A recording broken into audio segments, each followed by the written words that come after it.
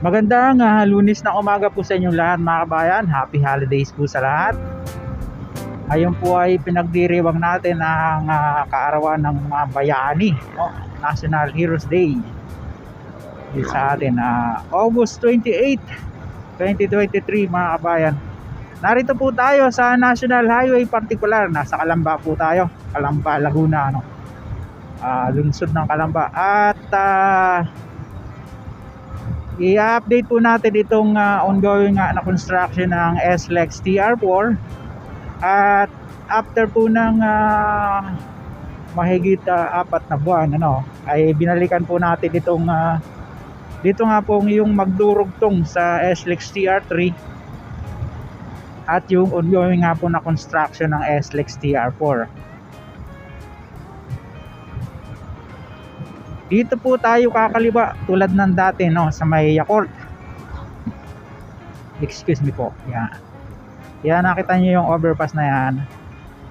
Kakaliwa po tayo, Barangay Puting Lupa, sabi nung ating pong mga napagtanungan diyan, Ito po kasi yung mas malapit na lugar para masili po natin yung ongoing na construction nitong SLEX TR4. Katulad po ng nabanggit ko dati, ito pong kukonect yung pagdurugtungan nitong Santo Tomas Interchange ng SLEX TR4. Bagaman Santo Tomas Interchange ang tawag sa kanya, bahagi pa po ito ng Calamba, para sa kaalaman po ng ating pong mga kababayan. Bagaman kapraso na lang Santo Tomas na yan. And then maidagdag ko nga lang nga po pala mga kabayan, yamang may nakita tayo na mga pulis dito sa ating area. Naglatag na po ng mga checkpoints ang COMELEC kaugnay po ng barangay elections na darating, mayroon na tayong nadaan ng mga ilan, 2 yata yun. So, ang tanong lang ng mga netizen, bakit daw motor lang, Sana lahat. Sana all, yan. Parang nasisingle out na parati yung mga katulad natin na motorcycle rider, Yan. Tanong lang naman po yun, Sa mga gustong sumagot, open naman po ang ating channel para iparating po sa inyo yung mga kasagutan ng pong ating mga officers. Bagaman tayo sumusunod tayo. Anyway, balik po tayo dito sa ating ina-update sa inyo. Malapit na tayo doon sa tulay kung saan tatawid nga po tayo ng SLEX TR3. At parang masamang balita kabayan, medyo makulimlim na naman, dahil hindi pa rin po umaalis yung bagyo. At ang masamang bagong balita kabayan ay meron na namang bago. Hana raw di umano ipapangalan kapag yan ay pumasok sa ating PAR or Philippine Area of Responsibility. Siguring nananatili pa rin dyan sa bahagi ng norte. Dito na yon. SLEX TR3 na po yung ating matutunghan. At sa di kalayuan yun, matatanaw natin yung update lang po natin kung ano na po ang latest development dito. Galing naman, bata nagda-drive.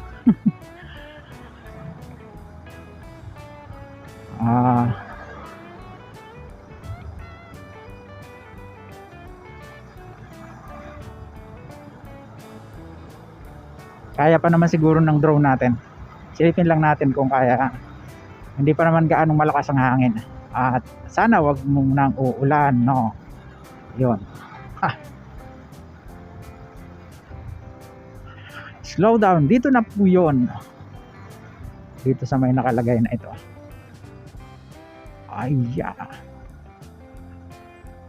Naanod.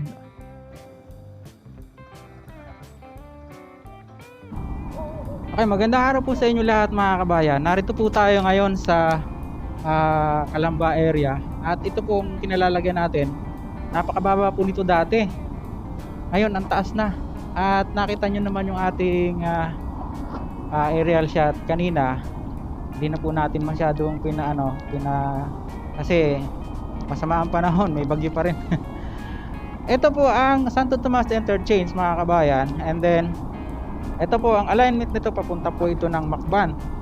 Ang pagkakaalam ko po nasasakop pa ng ng Laguna, yung Macban.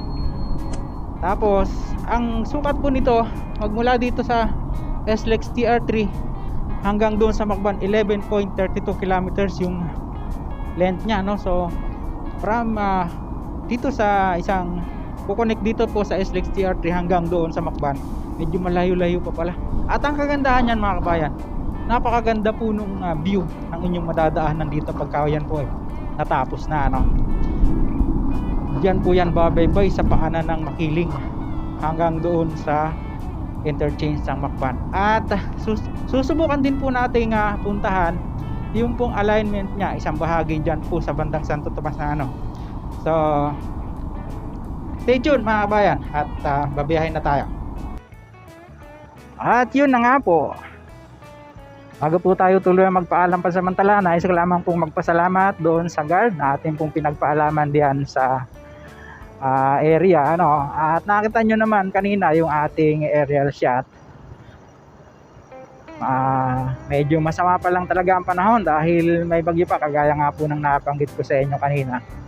Well, anyway, ang mahalaga po ay na-i-update ko po kayo ng mga latest development nga po dito after nga po ng silipin natin dito. After nga po ng 4 months mahigit na tayo ay nag-update dito.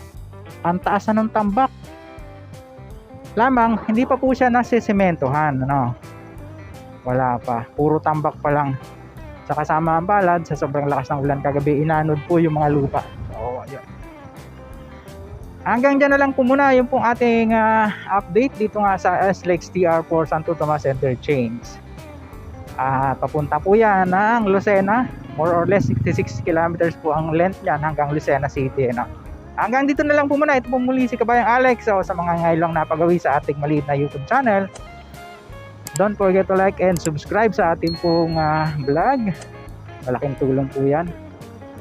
At mag-iingat po tayong parati, lalo na po yung nandiyan sa bahagi ng kanortihan, dahil nasa sa inyo po yung bagyo. Ingat po kayo dyan. Maraming salamat po. Ito pong muli si Kabayang Alex, lagi nagpapaalala. Ingat po tayo, lagi tayong manalangin, pagpasalamat sa Diyos.